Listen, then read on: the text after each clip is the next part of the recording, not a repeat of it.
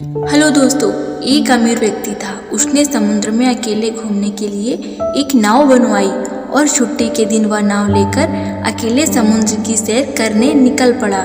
वह समुद्र में थोड़ा आगे पहुंचा ही था कि अचानक एक जोरदार तूफान आ गया।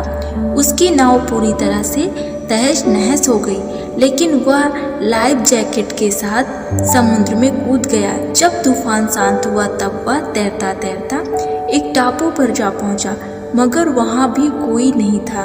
टापू के चारों ओर समुद्र के अलावा कुछ भी नहीं नजर आ रहा था। उस आदमी ने सोचा कि जब मैंने पूरी जिंदगी में किसी का कभी बुरा ही नहीं किया तो मेरे साथ बुरा नहीं होगा।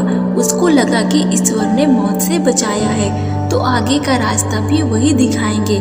धीरे धीरे वह वहां पर उगे झाड़ फल पत्ते खाकर दिन बिताने लगा, मगर अब धीरे धीरे उसे लगने लगा कि वह इस टापू पर फंस गया है।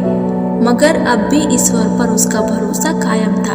उसने सोचा कि इतने दिनों से मैं इस टापू पर मारा मारा फिर रहा हूँ, क्यों ना यहाँ एक झोपड़ी बना लूँ।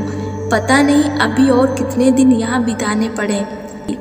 पूरे दिन लकड़ियाँ और पत्ते इकट्ठा कर उसने झोपड़ी बनानी शुरू की।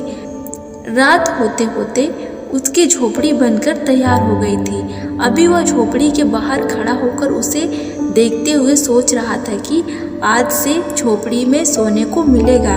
मगर अचानक से मौसम बदला और बिजली जोर जोर से कड़कने लगी और एक बिजली उसकी झोपड़ी पर गिर गई। उसके देखते ही देखते झोपड़ी जलकर राख हो गई। यह देखकर वह व्यक्ति टूट गया। उसने आसमान की तरफ देखकर बोला, हे ईश्वर, तेरा कैसा इंसाफ है।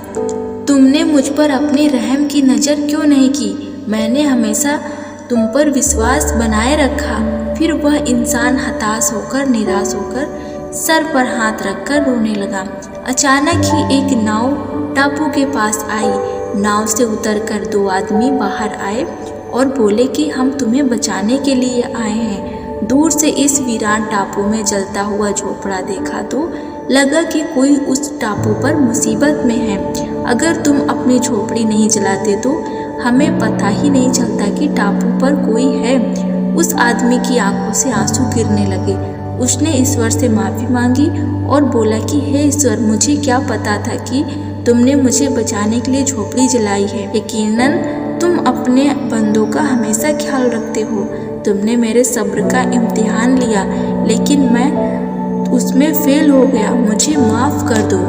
दोस्तों, अक्सर मुश्किल समय में हमारे मुख से निकल आता है कि भगवान, तुम्हें मेरे ऊपर तरस नहीं आता, या ये हमेशा मेरे साथ ही क्यों होता है। जब हम ऐसा कहते हैं तो सबसे पहले तो हम अपनी काबिलियत पर भरोसा खो देते हैं और दूसरा ईश्वर पर हमारा विश्वास हिल जाता है। हमें हमेशा यह ध्यान रखना चाहिए कि सब्र का फल मीठा होता है और भगवान जो करते हैं अच्छे के लिए करते हैं। हमें दुख और मुसीबत के समय अपने हौसले नहीं खोना चाहिए और अपने भगवान और प्रकृति या भाग्य पर भरोसा रखकर संयम के साथ निरंतर कर्म करने चाहिए।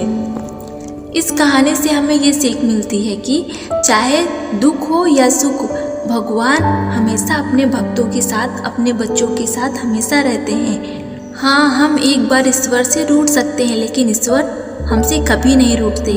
वे हमेशा अच्छा ही करते हैं। अक्सर हमारे साथ भी ऐसा हालात बन जाते हैं, हम पूरी तरह निराश हो जाते हैं और अपने ईश्वर से रूठ जाते हैं और विश्वास खो देते हैं, जिससे हमारी यानी आत्मविश्वास में भी गिरावट आ जाती है। लेकिन फिर बाद में हमें पता चलता है कि परमात्मा ने अच्छा ही किया था, नहीं तो आज हम नहीं होते।